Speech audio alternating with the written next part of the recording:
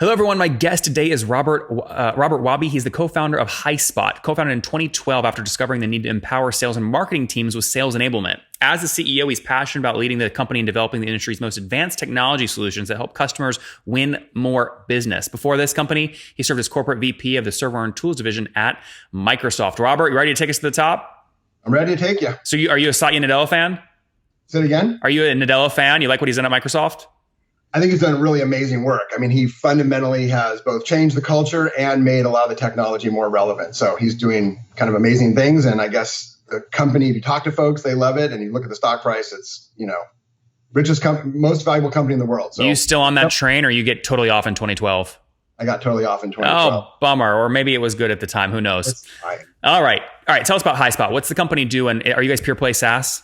We're a pure play SaaS. What we try to do is help customer-facing teams engage with customers, engage with prospective customers more effectively, which means we help them with what to know, what to say, and what to show so they're having the right conversation. And it's really any customer-facing team. So it could be sales, it could be services, it could be account management. And if you're having that better conversation, that more relevant conversation, the hope is that you can, if you're sales, you're increasing revenue. If you're services, you're increasing customer satisfaction. If you're account management, you're increasing renewal rates. But fundamentally, you're giving that customer a better experience. We're not about automation. We're about helping people talk to people. It's all about empowering them. It turns out about half the company tends to be these customer-facing roles. And our job is to make them better, more effective at their jobs, and hopefully have the customers have a better experience. And when people are hearing about your technology and going, man, I want this thing, and they start paying, are we talking like a couple grand a month, or more like, $100 a month, more like freemium kind of model? So we're not a freemium model, because one of our value props is we help a sales team, whether it's a 20-person sales team or a 20,000-person sales team. We're the single pane of glass, so they know where to get their content, where to get their guidance, where to get their training. So we take all the chaos out and make it really easy, and it works kind of where they work. So we tend to be an implementation where it's either a division or a whole company or maybe a whole geography. We're not onesies and twosies, because we're trying to help the whole team work more effectively. Yeah, I want to capture more of your backstory, but if I forced you here into an average, just for the sake of simplicity and time, what's kind of average first-year ACV look like, would you say? Well, so one thing that makes us a little bit unusual, which I actually really love, is that we serve SMB.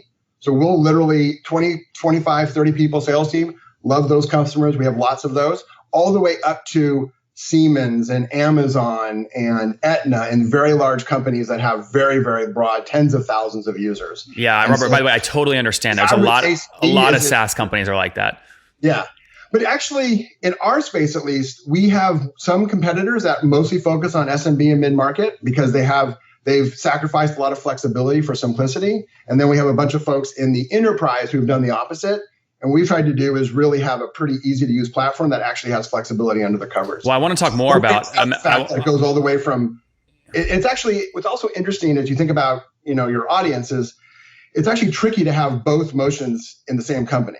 An SMB motion and an enterprise motion are pretty different from everything from the product itself, of course, but then also demand gen, services, renewal. All that is very different if you're talking about a 30K ACV to a 1 million ACV. Yeah, so I want to get more into that and your backstory over the past 10 years, right? But again, if you look at a sweet spot ACV year one, I understand you have a huge range. We don't have time to talk about every cohort. What would you say a fair average is?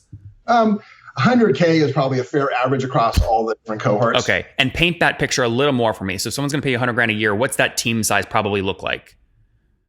Well, our list price is about $50 per user per month. So we can do that math. And what you're doing probably is let's just do a typical initial implementation. We probably are now serving all of your sales, maybe your services team. We're also definitely have a lot of marketing in there, because marketing tends to be where you're publishing that content from. And we have sales operations and sales enablement also helping to make sure that the sales team is getting the right information. In fact, one of the things that we think about a lot is, how do you make sure that if you think about a company, you can step all the way back and say, look, there's three kind of big engines in most companies for the go-to-market side. There's services, there's sales, and there's marketing. And if you think about enablement, it's the gear in the middle trying to help those different things actually align and amplify what they're trying to do. Make sure they have the common content, common guidance, common sales plays, marketing plays, all of that. Robert, we can measure this though, right? In terms of stickiness. And Elena was great before the interview. She sent over some retention metrics and adoption metrics, right, from G2 Crowd. So if you look at your cohorts, right, whether it's the SMB or the enterprise, and you look at kind of net revenue retention on either of those cohorts, I hope they're all above 100% at your scale. But how far above 100% are you pushing them? We're well above 130%. And oh, wow. I would put, by the way, I'd say that's I'd say 140 is world class. So that if you're at 130 across most cohorts, it's pretty darn good. And I think one of the things we're really proud of, so we work hard to partner with all of our companies that we work with. So whether you're SMB, whether you're enterprise, we have all the right services and account management to really kind of work closely with you. One thing that's amazing is that we essentially have never churned a customer to a competitor ever. Oh, come on, Rob. How on earth can you actually track that and know that for sure? No, because we work with them. And so we basically don't churn very much. If you churn, it's probably because either you're not going to use any solution because you're so small and you decided you don't need it, or you no longer exist. Yeah. You got bought, M&A. And we have customers that have merged. Like, for example, SendGrid, Twilio bought SendGrid. Twilio was a customer, SendGrid was a customer. Now they're a single customer. In some sense, we churned, but we didn't really churn. Now they're, all one customer. Yeah. That's uncontrollable churn, right? No competitive churns. Yeah. So peel back real quick that net revenue retention onion real quick. So if you got 130 total, that's made up of two components: gross churn plus adding back expansion, right? What is the gross churn number on Basically, the way to think about it is we have no gross churn. It rounds to 100% for real. Okay, on any of your cohorts, there's no one downgrading accounts or canceling completely. There's truly no gross revenue churn. It's so high. You can round it to 100%. It's in between 99 and 100%, and it rounds up. Okay, fair enough. And then so you've all got about expansion. I was going to say, then you have motions internally at the company where you have just dominated 30% expansion on average across these cohorts, year 1 to year 2 ACVs, et cetera.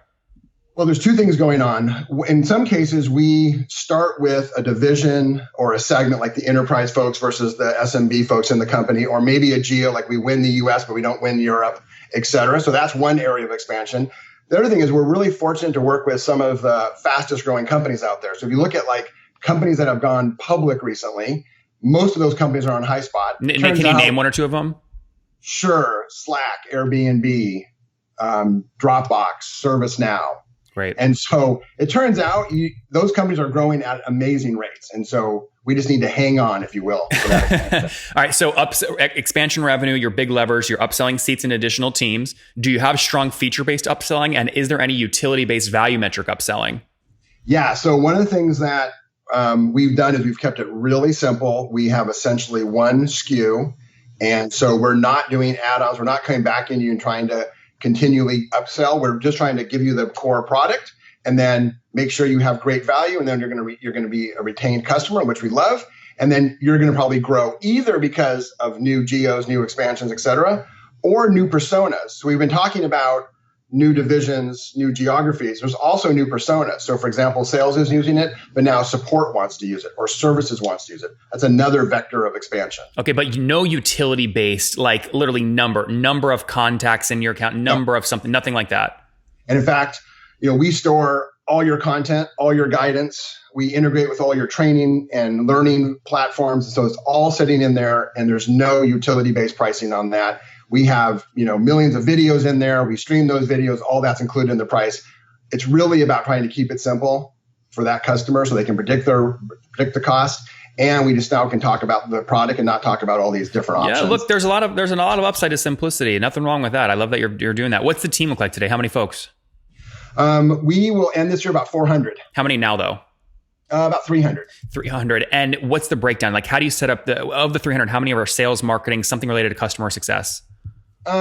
We're a pretty common configuration. So, we have 30-40% kind of on the product engineering side. And then we have about 50% is G&A, as a go-to-market, about 10% probably G&A-ish. But a fairly standard, we benchmark against various companies in our cohort over their lifetimes. Salesforce's, ServiceNow's, Workday's, et cetera. And we're a fairly typical configuration. Nothing special about our percentages. You're not doing anything unique with SDR to AE to CSM ratios in your SMB or mid-market or enterprise cohort. You're pretty much following the standard playbook. No, we don't. We have fairly standard ratios at a high level. We don't follow the standard playbook, actually. Okay, what's the biggest difference between you and everyone else is what? Yeah. So one of the things that we do is so if you think about the go-to-market teams, it's at a very high level, we think about those teams differently. We think about actually a number of top-level teams. We think about marketing, everyone does. We think about sales, everyone does. We think about account development as a peer. That's unique or relatively unique. And we think about what we call growth as a peer. What do you mean as a peer? You mean like a beachhead? And we think about services. In other words, conceptually, Robert, sorry. What do you mean by, we don't know what you mean by peer. You mean like a beachhead, a focal point? No, I mean, think about the top level teams. Yep. Marketing, account development, sales, services, and growth are all top level teams that report to me. Okay. So when you say peer, you mean you think of them like equal teams? Yes. Same level, peers. They all have equal charters. I see. And that's really important to us because account development is in our mind, a very unique function. If you look at how, startups work, typically, account development starts either in sales or marketing. And then for the next 10 years, it bounces back and forth between them because it's a little bit marketing at the top end of what they do. And it's a little bit like sales at the bottom end of what they do in terms of talking to customers. And then eventually the career path is often sales. So it's hopping back and forth. It's neither one. We have account development as a full charter, equal to sales, equal to account development. Services is part of that go-to-market. They're part of how we think about engaging with the customer. And then finally, we think about operations and enablement across the entire go-to-market. It's not sales ops and marketing ops. Robert, this can be expensive, right? To get new customers onboarded, like your fully weighted CAC. How aggressive are you being with that? Will you spend the full $100,000 to get a new $100,000 at ACV? Our CAC is fantastic. So again, to get a new $100,000 a year account, will you spend that full $100,000 up front? Yes. Okay, so are you pushing it higher? Will you go up to 24 months of LTV on CAC? So our CAC is I'm not going to reveal the CAC, but our CAC is excellent. It's world class right now for our stage. And when you look at the model right now we're growing so fast, obviously that costs CAC. If you look at this model, hold on, Robert. Sorry, I try and stay away from like just big words. When you say growing so fast, what do you mean by that? So we're more than doubling every year. We were 150 people at the end of last year. We'll be 400 people at the end of this year as one way to think about that. Okay, that's expense growth, though. I hope revenue growth is also reflective of that.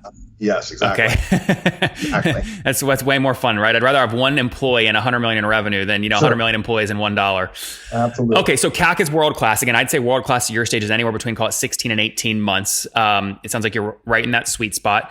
Most of it, though, sounds like your CAC distribution is tied to this headcount, these kind of 4 peers you just went through. Are you doing a lot of direct paid spend? In terms of demand generation? Yeah, Facebook ad, Google ads, sponsor conferences. We use all the channels, but we don't. Right now, we spend probably the most of our money for our particular audience on events. Okay. We run the largest conference in our space, and we do that in the U.S., both East Coast and West Coast. What's it called? Well, it's called the Sales Enablement Soiree. And how many people show up? 5,000 registrations this year. Okay. And how do you know that's a large, like what space are you saying that's the largest in? Just sales tools in general? Sales enablement. There's no conference even close. Okay. Who's closest behind you? Oh, there's no conference. I mean, probably Sales Enablement Society does a conference and it's probably 600-700 people. Interesting. Okay. Do you put people like... by the way, soiree is interesting too as a approach to the market. So this category is kind of the oldest new category on the planet. It's been around for 20 or 30 years, but it's been reinvented by us and our competitors. Mm-hmm. And so there's 2 things we're trying to do. One, of course, we're trying to be a great product and a great partner inside the category. We're also trying to grow the category. Yep. So in the Sales Enablement Soiree, we actually have both our partners and our competitors in the soiree. So we allow our main competitors to have booths and to be in that same... Who are those people? Our big competitors are Seismic and Showpad. Seismic and Showpad. Okay. You launched the company in 2012. You've raised a bunch of capital. How much capital have you raised to date? About 120 plus. And the most recent one was when? 60 million a little bit ago. Okay, June-ish timeframe. When you're raising at your level and you're putting together all your pro formas and your planning, are you typically trying to raise for 16 months burn, 24 months burn? What timeline are you giving yourself? We wanted to, and every time we've raised, we have a plan which allows us not to raise again. And what raising lets us do is be a little bit more aggressive on those plans. So right now, again, with our last raise, we hadn't spent any money from the previous raise. Okay, which that, just to be clear, that means you still have 35 million bucks in the bank account. Plus more now, plus another 60. Yeah, well now plus 60, which is obviously a good position to be in. Yeah. Why take the dilution if you don't need the cash? Because for a couple of reasons. One is when you think about a company like ours, you need to be conservative with that cash to make sure that you have the right burn, and that if you need to, you can become profitable. If that's a necessary thing. And so if you have more cash, you can start to make decisions that are a little bit more aggressive, still pragmatic, but aggressive. So for example, we can open up multiple geographies simultaneously instead of doing them in a serial way. Congratulations on the EMEA launch in February. It sounds like that went well. Yeah. So we have the UK, France, Germany. We're able to open up all those offices, including Asia Pacific, and do those without having to have an office established, have it generate revenue and therefore fund itself, and then open the next office. With a little bit more capital, we're able to be pragmatically more tenacious and a little more aggressive. I like that. Well said. How aggressive will you be? So with your current kind of capital structure, your growth plans, how you see the market, I mean, are you comfortable going up to $5-10 million bucks a month in net burn, or no, you won't push it that hard? We don't need to. It turns out, as I said, we're growing the headcount is commensurate with our revenue. We're growing our revenue very well, so we don't have to burn something crazy like that. Well, just to be clear, I don't think it's ever a question of need to or not. I think it's a question of, do you see the pragmatic growth? And if you convince yourself of that, you'd spend more money to drive the growth. I think that, it's always a balance. Growth is great, but you also have to do that with excellence. So you have to scale the team. You have to scale the culture. We think about our people engine. We think about our customer engine. We think about our product engine. All those things have a natural set of physics that you can't go beyond, or you're gonna have a problem. And so we're trying to scale as quickly as we can, but with excellence. Yeah, no, that makes good sense. I think, again, all said. So launched in 2012, you get your first customers in the door. What are you serving today? How many customers are you serving? Hundreds of customers. Okay, hundreds. Well, I mean, is this kind of are you on a model right now that you feel like you can get that into the thousands, or are you more focused on growing wallet share across a couple hundred enterprise customers? No, we're growing customer count. We're doubling every metric, including customers. So we'll get into the thousands quickly. Oh, I'm just going to say, I mean, eventually you have all the Fortune 1000, right? And it becomes a question of, do you build SMB, like more SMB investment, more SMB tools, or do you just triple, quadruple wallet share, and expansion revenue becomes a more important part of the story? It sounds like you're saying, no, you're happy to go downstream more, sell to a higher volume of mid-market and SMB. I'm saying and, not or. So in other words, I absolutely want to increase that wallet in the Fortune 1000, as you said. But I think it's also important to continue to expand the base of the pyramid. And there's a number of reasons for that. So the first is it keeps the product honest. If you just serve the Fortune 1000, it's so easy to build an overly complex product. You see that in a lot of enterprise software. By having to serve SMB in that same exact product, all the way up to enterprise, it keeps the product team honest. That's one really key point. The second key point is that our category of enablement is really on fire. It is more than doubling or tripling broadly across the world. So it turns out one of the challenges that we have is for our SMB and commercial customers, very often we find that they have now moved to a bigger job. There's so many jobs open around enablement. So it's great for us to have SMB, commercial, enterprise, strategic, because our customers are moving up and they're bringing us into those accounts. So it's a very good way to be viral. It's a great engine. Move around. Yeah, it's a great engine. And there's a third reason, and this is also important. So I talked about the three engines: the product engine, the customer engine, the people engine. One of the things we really care a lot about is inspiring and developing our people. And if you think about sales, what I want to be able to do is take someone out of school, have them trained as an account development rep, so BDR, SDR type role. And as they mature, they can become an AE and then go all the way up the chain. I can't have that transition if I'm going from ADR to enterprise AE. So the fact that I have these lower accounts helps me build a people engine that goes all the way from school. Our best enterprise reps literally started out of school here as ADRs. What do you set when you're bringing people onto your sales team? And I just realized we're out of time, so hit me with quick answers here if you can. Do you set your salesperson profitability at like 5x in terms of their quota relative to their earnings at OTE, or is it more like 7, 8, 9, 10x? It's more like it's a little higher. It's higher than 5. It's higher than but between 5 and 10 is. Most people say like 6 or 7. You're in that range. In that range. Okay, fair enough. And then again, launched 2012, scaling the business. Yep. You're happy to go into the thousands of customers. I mean, do you think that happens this year? You break 1,000, or maybe that's more like next year when you really start to scale? Next year. Okay. And then look, yes, very big customers too that we launch. Yeah. After you get to the scale you're at, again, in terms of what you raised, right, a $60 million round, 16 to 18 months from now, I mean, what are you thinking? Are you thinking $100 million mark first? Are you thinking potentially IPO? Are you thinking just get to break even? Oh, I think so it turns out if you think about what we're trying to do, which is enable all the customer facing teams across essentially most industries, across most geos, this is a massive market. And our goal is to be a significant player in that market. It's not about profitability. It's not necessarily about IPO. It's about trying to serve as many of those customers as possible. Our mission is to transform the way millions of people work. We'd love to have all those people as customers. Do you feel like you can break 70 million in ARR by the end of this year, or is that a stretch goal? It's a little uncomfortable. Stretch, yeah. Okay. Next year? Sure. Oh, blow past. There you go. He says with confidence. On that note, Robert, let's wrap up with the famous five. Number one, what's your favorite business book? Right now, I don't know my favorite business book, but right now I'm reading Culture Code, which I like. Number two, is there a CEO you're following or studying?